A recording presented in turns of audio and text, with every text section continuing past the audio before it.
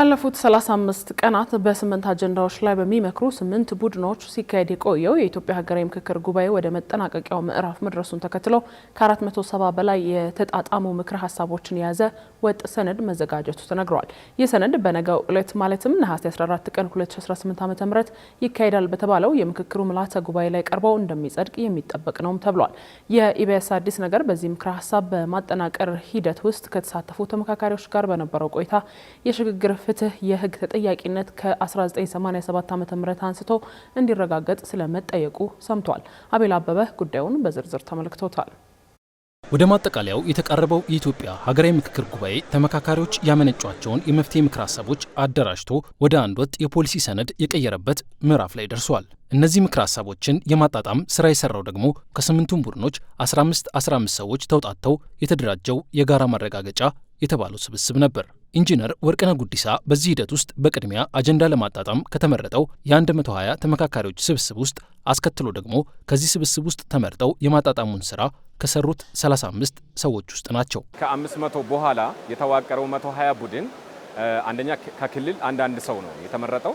ከእያንዳንዱ ክልል 12 ክልል አለን። ከ12ቱ ክልል አንዳንድ ሰው ተመርጦ 12፣ ከዛ ከአዲስ አበባ ከተማ ተወካይ አንድ ሰው፣ ከድሬዳዋ ከተማ ተወካይ አንድ ሰው፣ ቀጥሎ ደግሞ ከዲያስፖራ አንድ ሰው ሆኖ ተመርጦ በሁለተኛ የውክልና ጉዳይ ስለተነሳ በዚህ ሂደት ውስጥ ሁሉም አካታች እንዲሆን ተፈልጎ ከኦላና ከፋኖም አንድ ሰው በመጨመር ወደ 35 አቀናባሪዎች ባለፉት 5 ቀን ስንሰራና ለመላው ደግሞ ለ120ዎቹ ስናቀርብ ነበር። አወቃቀራችን ይሄን ይመስላል። ይህ የ35 ሰዎች ስብስብ የስምንቱንም ቡድኖች ምክር ሀሳቦች የማጣጣም ስራ ከሰራ ወዲያ መልሶ 120 አባላት ላሉት የጋራ ማረጋገጫ ስርዓት የማቅረብ ኃላፊነት የተሰጠው ነበር። እንግዲህ አሁን የስምንቱንም ቡድኖች አጀንዳ በተጣጣመ መልኩ ይዞ ተዘጋጅቷል የተባለውና 476 ምክር ሀሳቦችን የያዘ አንድ ወጥ ሰነድ የተሰናዳው በዚህ ሂደት ስለመሆኑ ሰምተናል። 500 ሰዎች የፈረሙበትን ዶኩመንት መጨመር፣ መቀነስ፣ መሰረዝ አንችልም። ነገር ግን አሳጥረን ኮድ አድርገን ለፖሊሲ ግብዓት በሚሆን መልኩ የማደራጀት ኃላፊነት ነበረበት።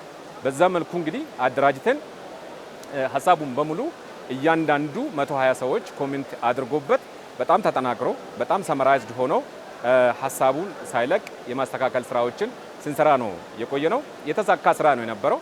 በአጠቃላይ እንግዲህ ከስምንቱም አጀንዳዎች የተሰበሰቡ ምክር ሀሳቦች ወደ 470 አካባቢ ምክር ሀሳቦች ፕሮፖዛሎችን ሪኮመንድ ማድረግ ችለናል ማለት ነው።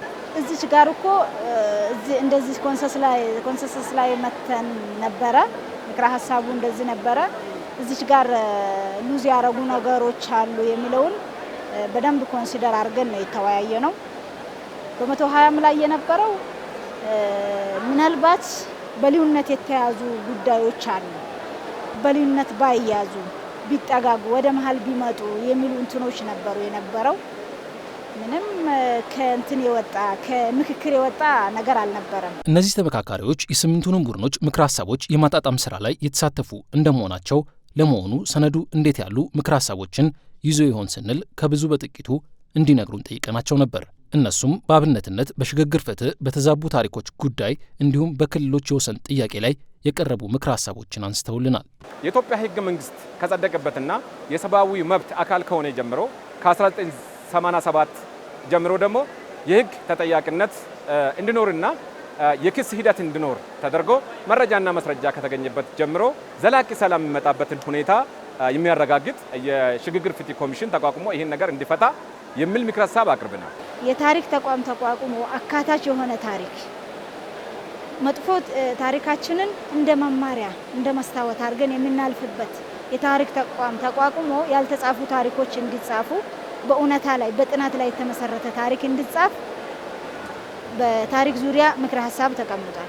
ወሰን አካባቢ ላይ የታሪካዊ ዳራ ተጠንቶ የነበረው ቋንቋ ሂደት ታይቶ የአካባቢ ነዋሪዎች ሀሳብ ተጠናክሮ የነበሩትን ሰነዶችን መርምሮ የሀገር ሽማግሌዎችን፣ ምሁራንን በዚህ ሂደት ውስጥ በማሳተፍ ገለልተኛ ኮሚሽን በማቋቋም በክልሎች መካከል የወሰን ችግር በዘላቂነት መፍታት ብቻል የሚል ምክር ሀሳብ አቅርበናል ማለት ነው። ሀገራዊ ጉባኤው ከመከረባቸው 8 አጀንዳዎች ውስጥ ባሉ በብዙ ጉዳዮች ላይ ከመግባባት ቢደረስም በ500 የሥራ ቡድንም ሆነ በ120 የጋራ ማረጋገጫ ስርዓት ስር ሲያልፉ ከመግባባት ያልተደረሰባቸውና በሀሳብ ልዩነት የተያዙ ምክር ሀሳቦች መኖራቸው ይታወቃል። እናስ እንዲህ ባለ መልኩ አማራጭ የመፍትሄ ሀሳብ ቀርቦላቸው ከጋራ መግባባት ያልተደረሰባቸው ጉዳዮች መጨረሻቸው ምን ይሆን የሚለው የብዙዎች ጥያቄ ነው። ለምሳሌ ባንዲራ ጉዳይ ማንሳት ይችላል። የባንዲራ ጉዳይ አንደኛው ሀሳብ አሁን ያለው ባንዲራ እንዳለ ይቀጥል፣ የሀገራዊ ሰንደቅ ዓላማ እንዳለ ይቀጥል የሚል ምክር ሀሳብ አንደኛው አማራጭ ቀርቧል። ሁለተኛ ደግሞ አይ መደቡ እንዳለ አረንጓዴ፣ ቢጫ፣ ቀይ እንዳለ ቀጥሎ መሀል ላይ ያለው አርማ አስፈላጊ ከሆነ ይቀየር የሚል ሁለት አማራጭ ቀርቧል ማለት ነው። እንግዲህ ሌሎችም የቀረቡ የተለያዩ ሀሳቦች አማራጭ ሀሳቦች አሉ። ይህን እንግዲህ መንግስት ሁኔታውን አይቶ አሁን ያለንበትን የሀገራዊ ሁኔታ ማዕከል በማድረግ የእኛን አቅም ማዕከል በማድረግ ችግሮቹን በዘላቂነት መፍታት የሚችልበት ሁኔታ ቀርበዋል። አሁን የባንዲራም ጉዳይ፣ የፓርላሜንታሪ ጉዳይ፣ የአዲስ አበባም ጉዳይ እነዚህ ጉዳዮች በልዩነት መጥተዋል።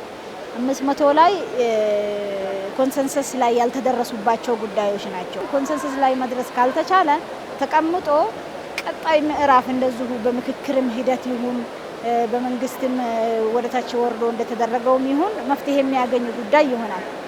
ሌሎቹ ግን ከ95% በላይ ኮንሰንሰስ ላይ የተደረሱባቸው ጉዳዮች ናቸው።